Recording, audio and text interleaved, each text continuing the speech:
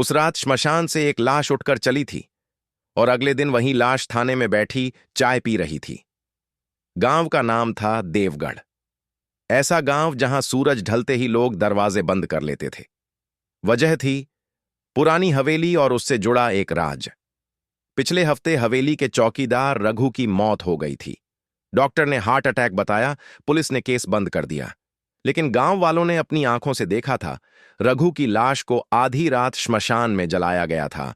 और फिर तीसरी रात थाने का दरवाजा अपने आप खुला। सिपाही की रूह कांप गई जब उसने सामने देखा रघु, वही कपड़े, वही चेहरा, बस आंखों में अजीब सी ठंडक। चाय मिलेगी? रघु ने पूछा। इंस्पेक्टर अमर सिंह को बुलाया गया। अमर ने रघु से सिर्फ एक सवाल पूछा, तुम जिंदा कैसे हो? रघु मुस्कुराया, क्योंकि मैं मरा ही नहीं था साहब, मारा गया था।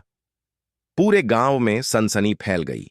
रघु ने बताया कि हवेली के तहखाने में उसने कुछ देखा था, एक गुप्त कमरा, पुराने दस्तावेज और गांव के सबसे इज्जतदार आदमी पंडित हरिदत्त का नाम। अमर उसी रात हवेली पहुंचा।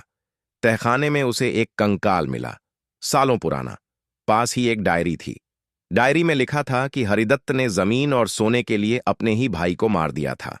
तभी पीछे से आवाज आई, बहुत जान लिया तुमने इंस्पेक्टर। हरिदत्त हाथ में बंदूक लिए खड़ा था, लेकिन उससे पहले कि वह गोली चलाता अंधेरे से रघु बाहर आया। अब तुम्हारा सच भी जलेगा। श्मशान में अगली सुबह हरिदत्त की लाश मिली और रघु इस बार सच में जल चुका था।